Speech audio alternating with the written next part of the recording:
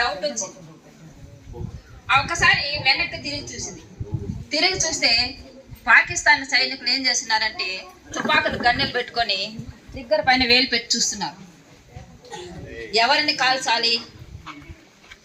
అక్కడ ఎవరు లేరు, అసలు ఎవరు లేరు. కానీ ఎవరు కాలుస్తున్నారు అని చెప్పి చుట్టూ చూస్తే అక్కడ ముగ్గురు పిల్లలు కూర్చొని ఉన్నారు. అంటే నక్కి కూర్చొని చూస్తున్నారు. వాళ్ళకి గురిపెట్టి ఉన్నారు. అంటే ఈమె ఒక్కసారిగా చూసింది, అయ్యే పిల్లలు చనిపోతారు అనే ఉద్దేశంతో డైరెక్ట్ వాళ్ళ దగ్గర పరిగెత్తి వెళ్ళిపోయింది. వాళ్ళు ఎప్పుడైతే ఆ ట్రిగ్గర్ నొక్కారో ఆ బుల్లెట్స్ అంతా ఆమెకు తగిలి ఆమె చనిపోయింది. అంటే ఆమెకి చాలా అంటే పిల్లల్ని కాపాడాము అన్న ఉద్దేశంతో ఆమె హ్యాపీగా కన్ను మూసింది. అప్పుడు ఆమెకి వీర చక్ర అవార్డు అవంతా ఇచ్చారు. అంటే ఆమె చనిపోయిన తర్వాత ఇచ్చారు. ఈ కథ ఎందుకు చెప్పానంటే, మామూలుగా అక్కడ పిల్లలు ఉన్నారు కంటే 9 ఏళ్ళ పిల్లలు అన్నమాట.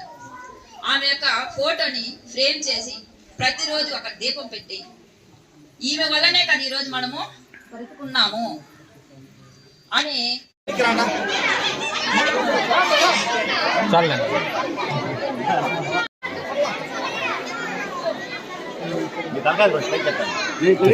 కూడా మనకి మంచి ఉపాధ్యాయులు ఉన్నారు కాబట్టి పిల్లలంతా కూడా బ్రహ్మాండంగా చదువుకొని,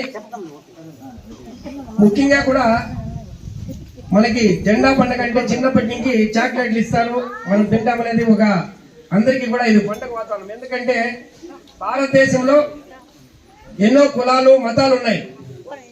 అందరూ కలిసి చేసుకునే పండుగ ఏదంటే ఇది ఒక జెండా పండుగ.